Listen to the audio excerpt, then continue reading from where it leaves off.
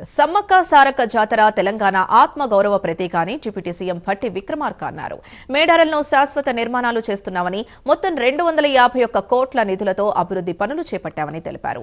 అధికారులతో సమీక్ష చేశామని, మరో 2 రోజుల్లో పనులన్నీ పూర్తవుతాయని భట్టి విక్రమార్క చెప్పారు.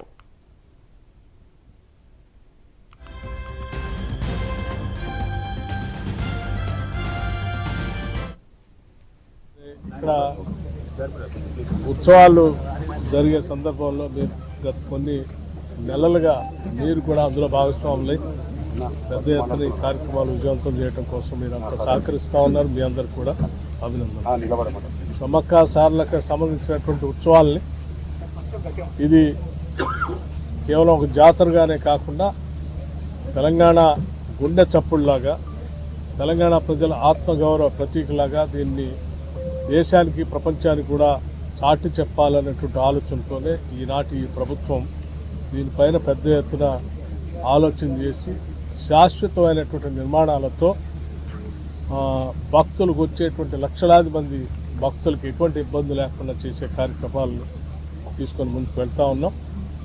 ఇప్పటికే ఉత్సవాలు జాతరకు సంబంధించి 150 కోట్లు, అట్లాగే పర్మనెంట్ స్ట్రక్చర్స్ కోసం ఇంకో 101 crores శాంక్షన్ చేయటమే కాకుండా వాటన్నిటినీ నిరంతరం ఖర్చు పెట్టిస్తూ ఇక్కడ ఏర్పాట్లు చేస్తూ నిర్మాణాలు చేస్తూ నిరంతరం ఇక్కడ ఉన్నటువంటి ఇన్ఛార్జ్ మంత్రి గారు శ్రీనివాస్ రెడ్డి గారు, కొండా సురేఖ గారు, సీతక్క గారు, మా లక్ష్మణ్ గారు వీరంతా నిరంతరం మానిటర్ చేస్తూ పనిచేస్తూ వీటి నిర్మాణాల కార్యక్రమాలు చేస్తూ ఉన్నారు.